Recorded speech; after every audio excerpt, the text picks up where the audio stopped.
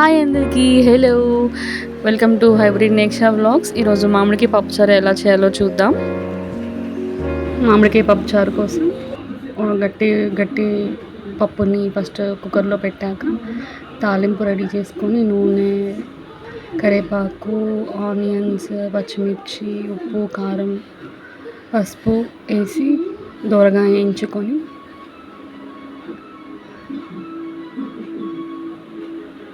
మనం ఆల్రెడీ పప్పు పెట్టుంటాము. పప్పు కుక్కర్లో పెట్టి కొంచెం తీసి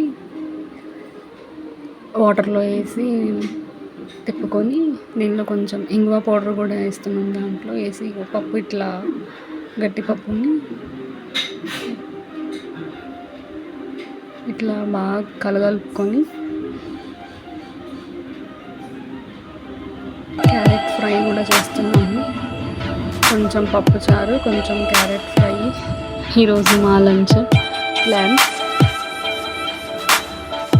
సో క్యారెట్లు, ఆనియన్స్, ఉప్పు, కారం, పసుపు అన్నీ వేసి క్యారెట్ ఫ్రై లాగా చేసుకోవడం. మామిడికాయ పప్పు చారు కోసం అట్లా వేగుతుండగా పక్కన తరిగిన క్యారెట్ అన్నమాట అది. సో ఇట్లా మనం వేయించుకున్నాక కొంచెం గరం మసాలా, కొంచెం ముందుగా ఇంగువ పౌడర్ కూడా వేసాము. అవన్నీ వేసి కలగలిపి తిప్పి అట్లా దోరగా వేగాలి ఫస్ట్.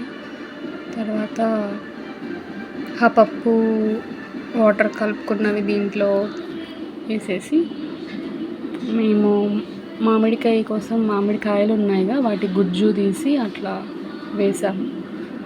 ఇంకొంచెం ఇది వేసాక కొంచెం వేసాము. మామిడికాయ లోపలిది గుజ్జు ఉంటుంది కదండి, ఆ గుజ్జుని సపరేట్ చేసి దీంట్లో వేసాము.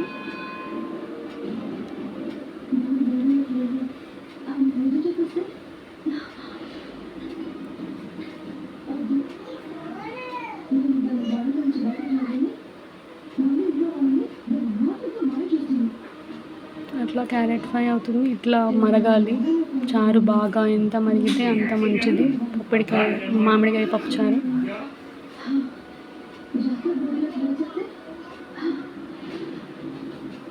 అట్లా మరిగితే టేస్ట్ చాలా బాగుంటుంది. అట్లా బాగా మరగాలి. ఇట్లా మొత్తం మరిగాక కొంచెం కొత్తిమీర తీసుకొని కొత్తిమీర వేయాలి. మొత్తం మరిగాక మనం దింపుతున్నామనగా కొత్తిమీర వేయాలి.